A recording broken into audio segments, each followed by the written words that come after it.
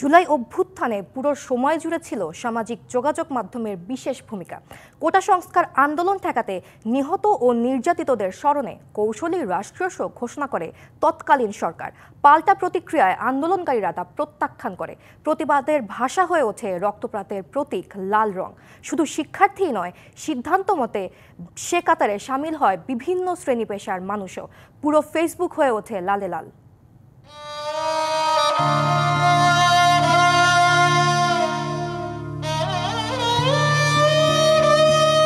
পূবের আকাশ রাঙা হলো সাথী, ঘুমায় না আর জাগরে। কিংবা যারা স্বর্গগত তারা এখনো জানে স্বর্গের চেয়ে প্রিয় জন্মভূমি। প্রতুল মুখোপাধ্যায় কিংবা মোহিনী চৌধুরীর সেসব কালজয়ী গান অনুপ্রেরণা হয়ে রক্তরাঙা লাল প্রোফাইল পিকচার করে সর্বস্তরের মানুষ।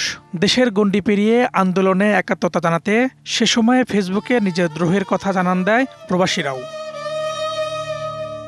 ২৯ জুলাই ঘড়ির কাঁটায় রাত ১২টা, সময় গড়িয়ে ৩০ জুলাইয়ের প্রথম প্রহর। ঠিক সেই সময়ে ঘোষিত রাষ্ট্রীয় শোকের কর্মসূচি মারিয়ে ফেসবুকের প্রোফাইল পিকচার লাল করে দেয় জুলাই আন্দোলনের অনলাইন যোদ্ধারা, যেখানে লাল আন্দোলনের কাছে হারে শোকের কালো ছায়া। আবার আন্দোলনকারীদের কেউ কেউ চোখে লাল কাপড় বেঁধে ফেসবুকের প্রোফাইল পিকচার লাল করে এ কর্মসূচিতে যুক্ত থাকে।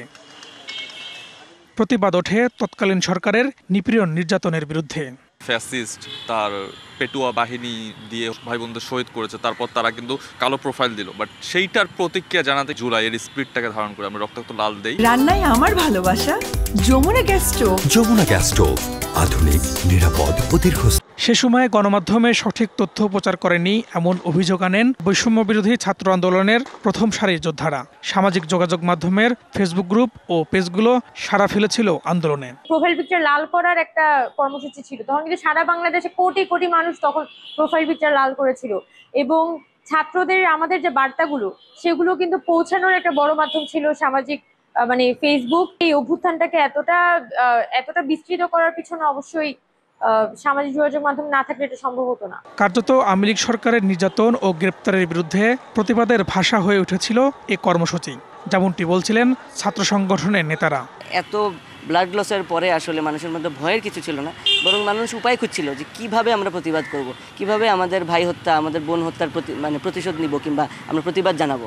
ঝিমিয়ে পড়া আন্দোলন হঠাৎ করেই প্রোফাইল লাল করার মাধ্যমে এবং মুখে এবং চোখে লাল কাপড় বেঁধে ছবি দেওয়ার মাধ্যমে এই কর্মসূচিটি কিন্তু নতুন মাত্রা যোগ করে।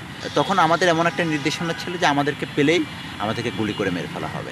সামাজিক যোগাযোগ মাধ্যমে প্রোফাইল পিকচার লাল করে দেয়া যে আন্দোলনে ঢাল হিসেবে দাঁড়াতে পারে তা প্রমাণ করেছে জুলাই গণঅভ্যুত্থান। মেইন স্ট্রিম মিডিয়া তো আসলে তেমন কোনো গুরুত্বপূর্ণ ভূমিকা পালন করতে পারে নাই, কারণ সেই মিডিয়া তো পুরোপুরিভাবে সেই রেজিমের পক্ষেই ছিল।